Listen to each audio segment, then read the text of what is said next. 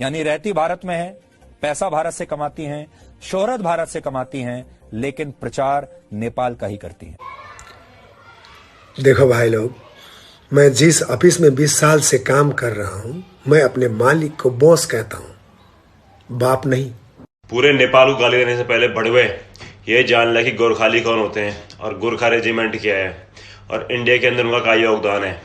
वो हमको अपने भाई से कम नहीं समझते, इसलिए हमारे इंडियन आर्मी को सर्व करते हैं और गर्व से सर्व करते हैं। दुश्मनों से लड़ते हैं, जम्मू एंड कश्मीर में आतंकवादियों से लड़ते हैं। तुम जैसे चूतियों को अंदर जो इंडिया के अंदर बैठे नेपाल को गाली दे रहे हैं, सारे नेपाल को गाली मत दे। जिस बंदे से प्रॉब्लम है उसको मेंशन कर, उसको भले ही माँ बहन कर, मुझे कुछ नहीं फर्क पड़ता। सारे नेपालियों को गाली देगा और रिश्ते खराब होंगे ऐसे चूतियों की पंक्ति करके। हमारे इंडिया के अंदर तुम जैसे चूतिए बैठे रहते हैं ना, जिनका कोई काम धंधा नहीं होता, सिर्फ नफरत फैलाना होता है। सारा तुम इंडिया गद्दार हो भयंकर, तुम एहसान फरामोश हो अगर तुम नेपाल पूरे नेपाल को गाली देते हो। तो नेपाली हमारे लिए शहीद होते हैं, क्यों होते हैं उसका कोई रीज़न है, ठीक है।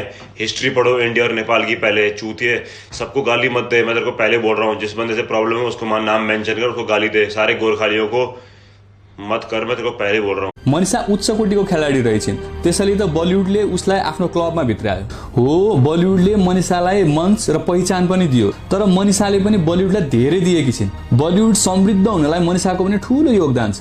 लगभग 19.5 वर्ष अगाडि ऋतिक रोशनले नेपाललाई घृणा गर्छन् रे भनेको सुन्दा नेपालमा ऋतिक रोशनको धेरै पोस्टरहरू जलाइएको थियो। त्यति बेला मनिषा काठमाडौँ आएर ऋतिक रोशनले त्यस्तो केही नबोलेको भनेर नेपाललाई शान्त बनाउने प्रयास पनि गरेकी थिए। मनिषाले त्यति बेला खेलेको भूमिका अहिलेको भारतीय मिडियालाई प्रष्टसँग थाहा छ।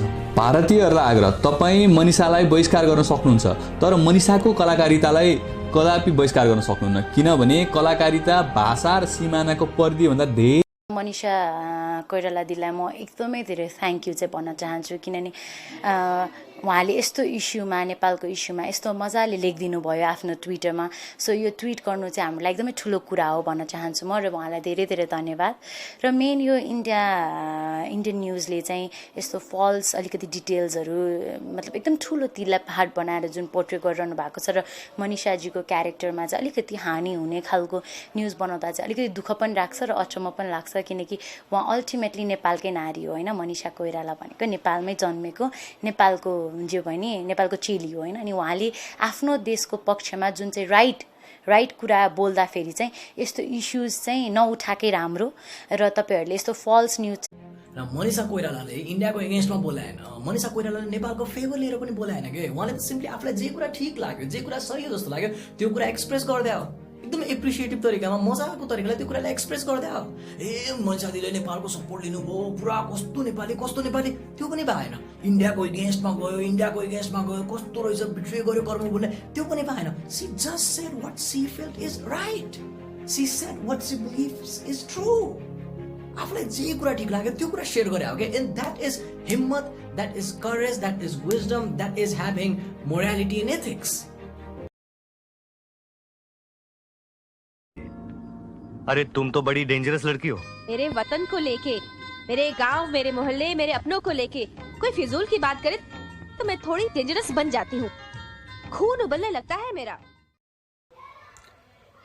इंडियन मीडियाले मनिषा कोइरालालाई नमक हराम भन्यो। देखो भाई लोग, मैं जिस ऑफिस में 20 साल से काम कर रहा हूं, मैं अपने मालिक को बॉस कहता हूं, बाप नहीं। मनिषा कोइरालालाई विभिन्न शब्दहरूले प्रहार गरिसकेपछि म त भन्छु चरित्र हत्याको मुद्दा हाल्न मिल्छ ती भारतीय मिडियाहरूमाथि। उनले बलिउडलाई धेरै माथि पुर्याएकी हुन्, उनलाई बलिउडले माथि पुर्याएको होइन। आफ्नो सीमाको बारेमा बोल्ने उनी एक छोरी हुन्, नबिर्सिनु उनी पनि बाघबाटै जन्मिएकी एक बघिनी हुन्। भारत के कुछ मीडिया वालों ने कहा कि मनीषा कोइराला ने भारत में आके अपना पहचान बनाया, तो एक बात कान खोल के सुन लो मीडिया वालों, मनीषा कोइराला किसी भी पहचान का मोहताज कभी भी नहीं थी। मनीषा कोइराला का जन्म ऐसे राजनीतिक घराने में हुआ जहां वो पैदा होते ही उन्होंने अपना पहचान बना के वो पैदा हुई थी। और मनीषा कोइराला का जो परदादा थे, उनका तीनों बेटा नेपाल के प्रधानमंत्री होके उन्होंने Guinness book of world record में नाम दर्ज किया। ऐसे फैमिली को बिलोंग्स करती है मनीषा कोइराला, और तुम कहते हो कि तुमने उस। नेपाल कितना छोटा देश है, नेपाल की कितनी सीमित क्षमताएं हैं। हाँ, जितना नेपाल का जनसंख्या है उतना तुम्हारा देश में भिखारी बैठता है।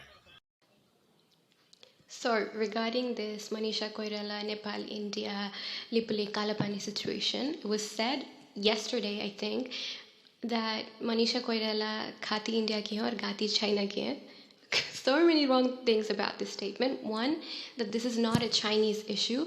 India is clearly taking over land that is Nepali, which can be clearly proven from the documents of Sugauli Treaty of 1816 and the maps subsequently drawn by the East India Company in 1827. Number two, Manisha Koirala was never an Indian bureaucrat. She was never appointed or hired by the government of India. She was never paid in Indian tax dollars. And number three, just because she worked as a private citizen for a private company that just happened to be based in India doesn't mean anything.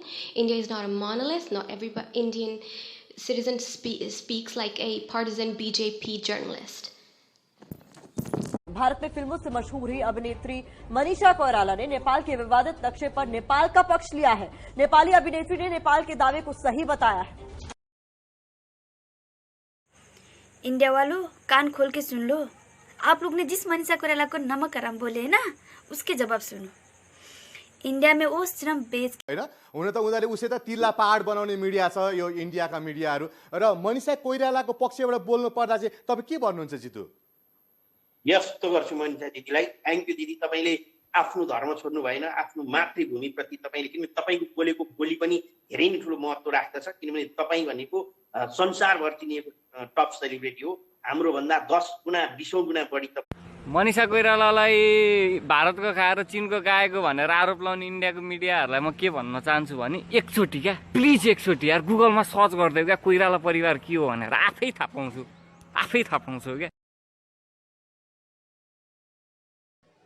अरे वाह मोदी, दूध मांगोगे तो खीर देंगे, कश्मीर मांगोगे तो चीर देंगे।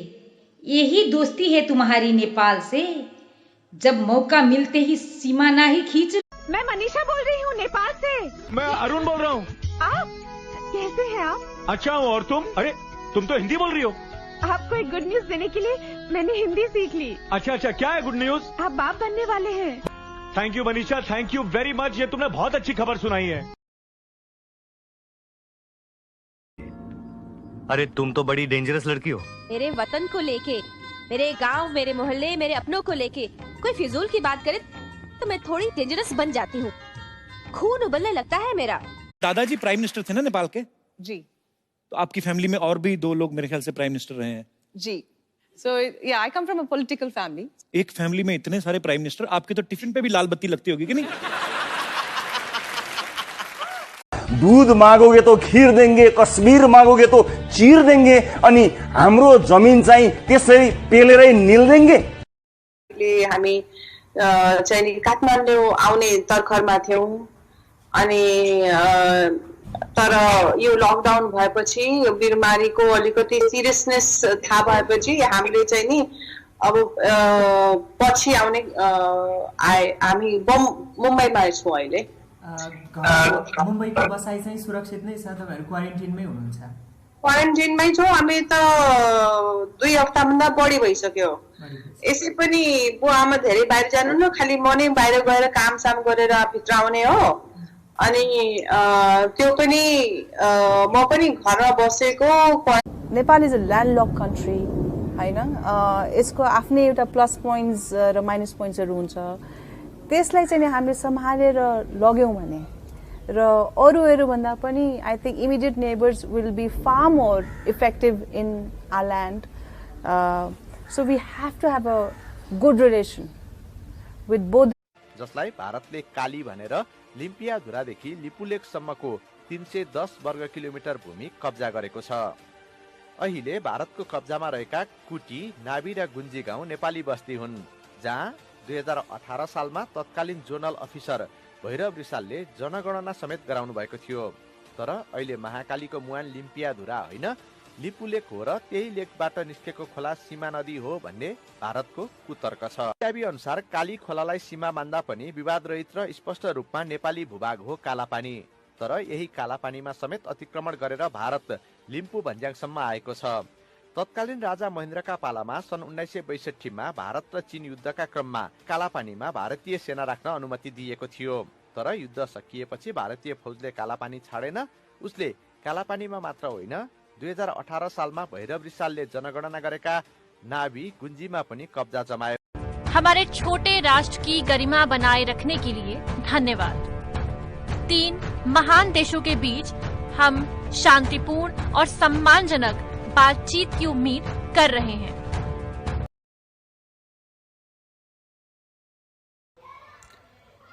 इंडियन मीडियाले मनीषा कोइरालालाई नमक हराम भन्यो। देखो भाई लोग, मैं जिस ऑफिस में 20 साल से काम कर रहा हूं, मैं अपने मालिक को बॉस कहता हूं, बाप। नेपाली लोग जहाँ जाते हैं अपनी इज्जत जरूर बढ़ा देते हैं। मनीषा कोइराला के बारे में आप जानते ही हैं। उदित नारायण के मीठे संगीत को आप हमेशा से सुनते आ रहे हैं। आचार्य बालकृष्ण, जिन्होंने तो एक्चुअली हमारे देश के अंदर सारी विदेशी कंपनियों को उखाड़ दिया। Vinod Chaudhary, he is the first and the only billionaire, Forbes की लिस्ट में आया है, द ओनली बिलियनियर। सन् 1950 मा नेपाल र भारत बीच शान्ति तथा मैत्री सन्धि गरियो र त्यो सन्धिको धारा 8 ले भारतका पूर्ववर्ती शासक ब्रिटिश इस्ट इन्डिया कम्पनी र सुगौली सन्धिले कायम गरेको मान्ने भन्ने प्रसंग सन् 1950 को सन्धिमा कतै पनि उल्लेख गरिएको छैन। यसै कारण विशाल नेपाल अर्थात ग्रेटर नेपालको मुद्दा अद्यपि जीवितै छ, किनभने स्वतन्त्र भारत र नेपाल बीच सीमालाई स्थायित्व दिने कुनै सन्धि भएकै छैन। त्यसैले ती गुमेका भूमिहरू नेपालकै हो र नेपालले प्राप्त गर्न सक्छ। दर्शकबिन, आजको यस श्रृंखलामा हामी ग्रेटर नेपालको बारेमा चर्चा गर्नेछौं, जहाँ नेपालका भूमिहरूमा अझै पनि वीर गोर्खालीका रगत र पसिनाहरू उभाएका छैनन्। र माटोको कथा भन्न सकुन्, राम्रो कथा भन्न सकुन् र समाजको कुरा गरौँ र एउटा ओरिजिनल माटोबाट आएको कुरा, त्यसमा धेरै वेट हुन्छ। जब भन्दा फेयर भएर भन्छु, म एकदमै फेयर भएर भन्छु, यसमा नेपालको सबभन्दा ठुलो गल्ती हो र त्यसपछि भारतको गल्ती। किन म त्यो पनि भन्छु। अरे भाइ, आफ्नो घरको ढोका बन्द गरेर राख्नु, गेट बन्द गरेर राख्नु, त्यो कर्तव्य त हाम्रो हो नि। चोर बाटोमा हिँडिरहेको हुन्छ, चोरको त सधैँ दाउ हुन्छ, ओहो यो घरभित्र पसौँ, यो घरलाई लुटौँ। अनि आफ्नो घरको ढोका पनि खुल्लै राखिदिने, गेट पनि खुल्लै राखिदिने, कानमा तेल हालेर बस्ने, अथवा भित्रभित्र के चाल रच्ने, बेच्ने, यो गर्ने त्यो गर्ने। I don't know about that है, के छ कस्तो छ। अनि लास्टमा चाहिँ फलानुले यस्तो गर्यो, यो भने कस्तो भन्दाखेरि जब कुनै के जाति गर्यो अनि दैलो देख्यो भने जस्तो। हेर्नुहोस्, यो संसारको पहिलेदेखिको नियम के हो भन्दा बलियाले कमजोरलाई हेप्ने। चाहे तपाईँ महाभारतमा कौरव पाण्डवको युद्धलाई हेर्नुहोस्, बलियाले कमजोरलाई हेपेका छन्। नाजी हिटलर शासकमा उनीहरूले जुइसलाई हेपेका छन्, कमजोरहरूलाई। अनि त्यसै गरी चीन र ताइवानको प्रसङ्ग पनि, ताइवानलाई कति मिचिरहेछ चीनले। यो संसारको पहिल्यैदेखिको यो धर्म हो कि। अब म कमजोर छु, केही पनि गर्न सक्दिनँ, लैजाऊ तिम्रै हो भनेर हात बाँधेर बसेपछि त उसले त लैजान्छ नि। किन? तपाईँले दिए I just want to say that from the very first moment I set my eyes on you, she just threw caution to the wind and she just glided through life, and then life hit her. आफ्नो माटोको कथा भन्न सकुन्, राम्रो कथा भन्न सकुन् र समाजको कुरा गरौँ र एउटा ओरिजिनल माटोबाट आएको कुरा, त्यसमा धेरै वेट हुन्छ। जब भन्दा अरूकोसँग कम्पिट गर्ने, त्यो सेन्सबाट नहेरेर आफ्नो एउटा राम्रो कुरा भन्न सक्दाखेरि चाहिँ नि मलाई लाग्छ द्याट हेज मोर वेट।